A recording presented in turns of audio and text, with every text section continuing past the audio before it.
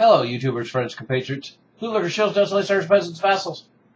I'm a useful idiot. Today I want to talk about the fact that Japan is joining the Trans-Pacific Partnership, the free trade agreement that Obama is setting up in the Asian region. And this is a big deal. And this connects Asia with Latin America as well, because there's Latin American countries that are part of this free trade agreement, like Chile. And of course, we have the earlier free trade agreements with NAFTA and covering Latin America and Mexico. And now we have Obama putting on the table the EU free trade agreements that are being set up. So this entire network is being constructed rather quickly now, and especially interesting in an age, of course, when Obama was talking about how he was going to renegotiate NAFTA and we were going to be careful about free trade agreements. So now we not only have him setting up the Trans-Pacific Partnership, but we also have him setting up the EU, projected EU-US free trade zone. So why should this be alarming? And the reason why this is alarming is because this is the economic blueprint. The same way that the United Nations is the diplomatic blueprint for a world governance. And then we have NATO as the representative of the world military. And now we have the economic blueprint of a world economic governance. And one thing all these trade agreements have in common is the undermining of national sovereignty. And corporate laws will supersede all domestic laws globally, and that's one of the biggest pitfalls. And that includes clauses including internet censorship that have to do with property rights and intellectual property and the like. So this is a very, very big step, and this is a natural development.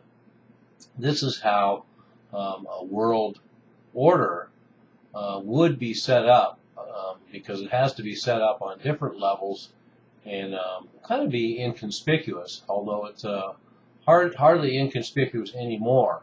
So now we have this network set up between the United States, Latin America, Asia, Europe, and next will be Africa. So at some point we're going to be set up with something besides AFRICOM. Right now we have a unified military operation in Africa with the United States, and at some point there will be some kind of continent-wide domestic plan. So we'll look for that, some kind of trade agreement with Africa at some point.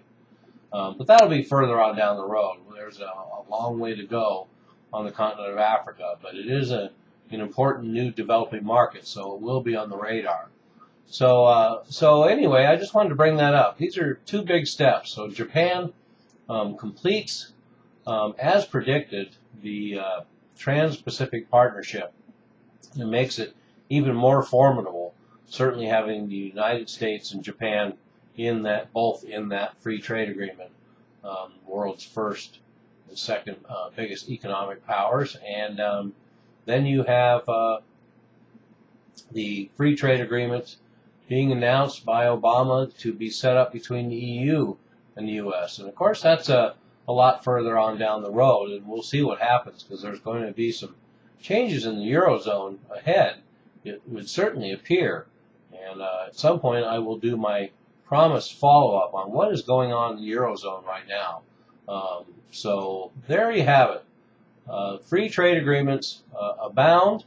It is a blueprint for a new economic world order governance, where corporations through these free trade agreements will supersede national sovereignty. State sovereignty will be able to challenge sovereign laws in international corporate courts, and will also be able to flatline all the tax laws and labor laws and environmental laws on a global scale. So they'll all even out, and they will be budged a little bit in the countries that are the worst now, and will be relaxed in the countries that are the best. So anyway, there you have it. More free trade agreements, and keep your eye on the what the details are going to be in the new proposed EU-US agreement. I'm a useful idiot. Don't you be one too.